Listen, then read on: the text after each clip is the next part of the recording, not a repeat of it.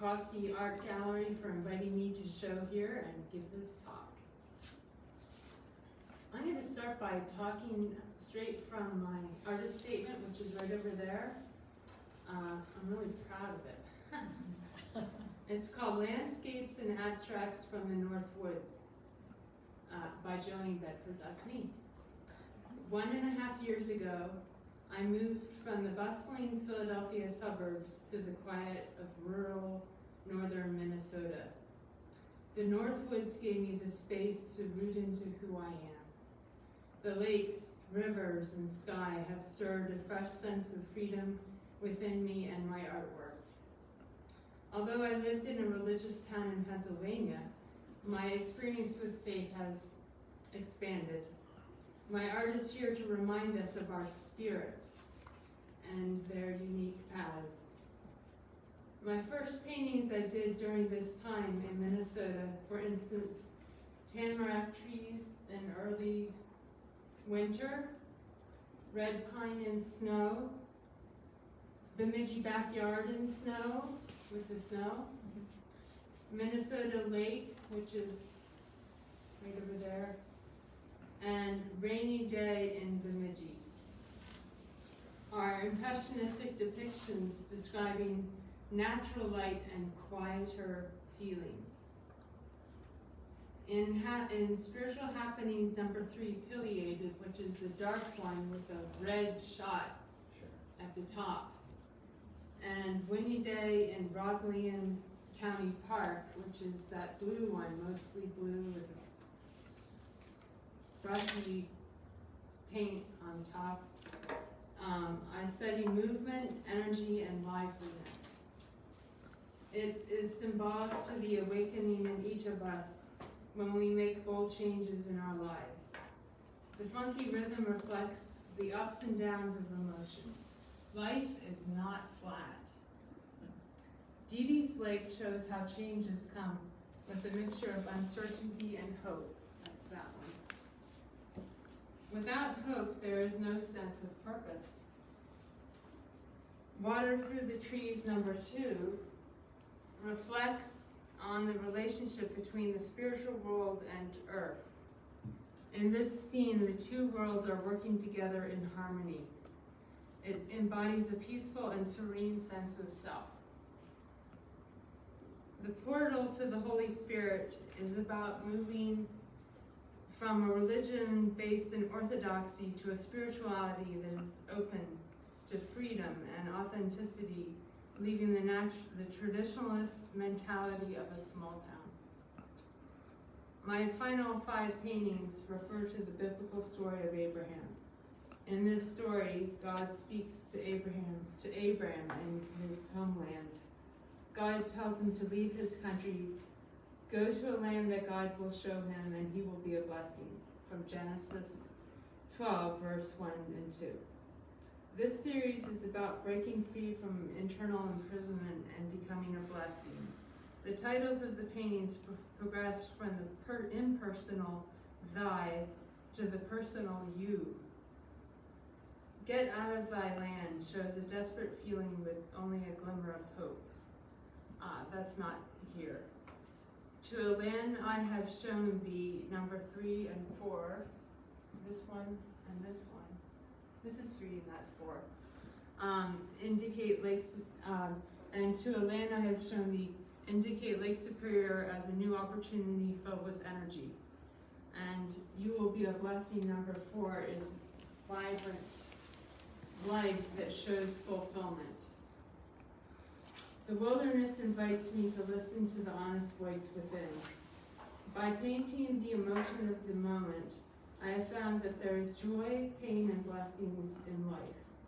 Making changes can allow us to feel movement inside ourselves in ways we did not foresee. Learning about our soul does not come from following another person's written definition, but it is a personal journey. My paintings are a reminder to listen to the spirit within and not to be afraid of your own voice. Looking back on my career, I think of how much my artwork has developed since moving here to Minnesota from Philadelphia 2 years ago. Also, my religious roots from my Swedenborgian faith helped me think more deeply. I thought I would be either an artist or a historian, and decided to apply to Tyler School of Art and Architecture after getting an AA in History and Sociology from Bernathen College in Philadelphia. At Tyler, I went from being told to be an art historian, to a jeweler, to making tile mosaics. I finally realized I wanted to be a painter after being encouraged by my teachers, Jim Wilson, Margot Margolis, and Richard Cardona. Since then, I am so pleased to be able to move paint around on my palette and canvas. Now I invite the viewer into my world. Using symbolism is a big part of Swedenborgian thought. Being influenced by him has helped my painting of themes such as birth and rebirth, regeneration to a better mental state, the closeness of the spiritual world, and life after death. When I started painting, I use a scene from nature or an idea from it, getting things going. But my painting goes beyond that physical scene. What I see before me is really just a launching pad or foundation for an exploration of an inner space or emotional response to that object or an experience. So I use a pine cone or a photo or a scene out of the window or a view of Lake Bemidji to work from. Often I move away from the object and into my intuition and allow my paintings to be true to those feelings rather than be true to the physical world. When I paint, I use many different avenues to get to a full realization of a final painting. Sometimes I make 50 small painting sketches on watercolor paper, and then still my final painting is different than the preliminary sketch. It's like jazz music, always evolving. Other times I start painting right on the canvas if I am warmed up enough. I can paint iterations of a scene, but they are always different. Sometimes I will work up many color studies. Other times I start mixing a color that I love at that moment. Stanley Whitney, a well-known colorist and one of my teachers at Tyler, taught me to only paint colors that I love. Only put down on the canvas colors that I love. After I mix a batch of paint, I bring that color into other colors in greater or smaller amounts to set up a color harmony. I listen to different types of music and build up rhythmic brushwork. I try to make my paintings either mostly light in value or mostly dark for drama. The subjects and styles of my paintings change with my intuition and mood.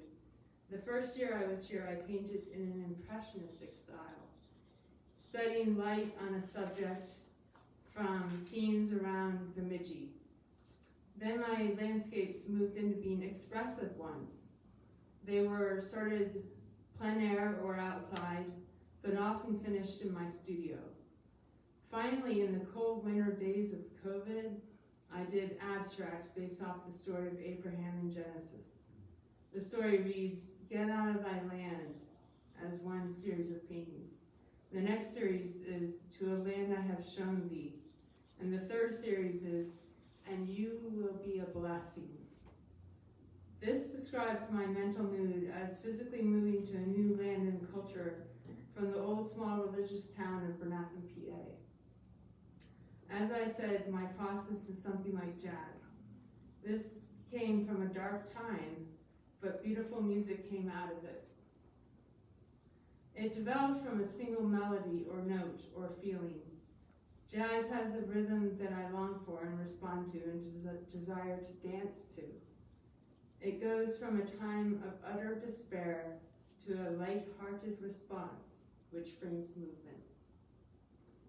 As my daughter Amara writes about my painting style, she says, "The repetition of painting the same scene creates a backdrop of rhythm, allowing creative notes of feeling to be held and for other notes to be fluttered through in creative bursts of flow and feeling.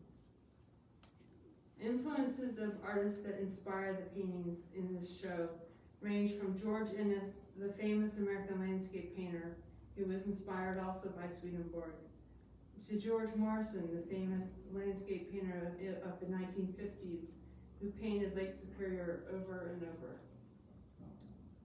The famous abstract English painter Howard Hodgkins, with his luscious views through window scenes, or the group of 7 from Canada inspired my earlier Minnesota paintings, and David Hockney's joyful, colorful landscapes of England are also a big influence. Water Through the Trees is strongly inspired by Tom Thomson, the Canadian painter, who painted Spring in Algonquin Park, among many other landscapes I admire. Thanks for coming to my show. I hope you find much to feel and talk about. And be sure to see my daughter's show in the building next door. I paint with her every week and we encourage each other a lot. Thanks.